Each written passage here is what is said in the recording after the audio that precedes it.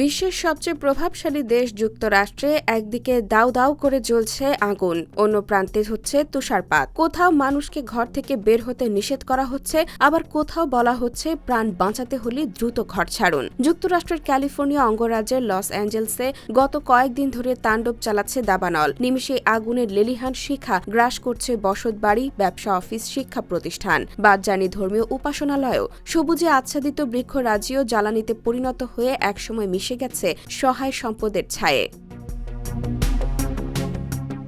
Washington পোস্টের খবর অনুসারে বুধবার রাতে যুক্তরাষ্ট্রের মধ্যাঞ্চলে একটি নতুন তুষার ঝড় শুরু হওয়ার পূর্বাভাস রয়েছে, যা শনিবার পর্যন্ত 20টিরও বেশি রাজ্যে শীতল আবহাওয়া বয়ে আনতে পারে। এ সময় এমন কিছু এলাকায় তুষারপাত হতে পারে যেখানে দীর্ঘদিন ধরে এমন পরিস্থিতি দেখা যায়নি।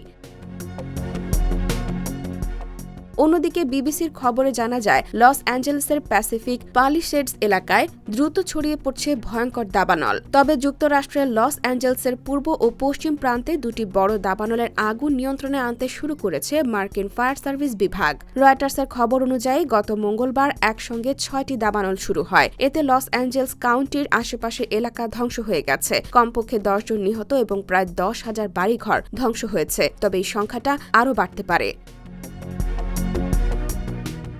এদিকে সামাজিক যোগাযোগ মাধ্যম ব্যবহারকারী অনেকে লস অ্যাঞ্জেলেসের এই ঘটনাকে গাজার সঙ্গে তুলনা করছেন। সামাজিক যোগাযোগ মাধ্যম ব্যবহারকারীদের অনেকে আবার লস অ্যাঞ্জেলেসের দাবানল এবং গাজায় ইসরায়েলি আগ্রাসনের ক্ষতিগ্রস্ত ফিলিস্তিনিদের নিয়ে সমবেদনা প্রকাশের ক্ষেত্রে পার্থক্য খুঁজছেন। তারা বলছেন, দাবানলে ক্ষতিগ্রস্তদের প্রতি যেমন সমবেদনা প্রকাশ করা হচ্ছে, ইসরায়েলি হামলায় ক্ষতিগ্রস্ত ফিলিস্তিনিদের ক্ষেত্রে তার বিপরীত দেখা যাচ্ছে। আবার অনেকেই বলছেন এটাই প্রকৃতির লীলা খেলা। IBTV USA, New York.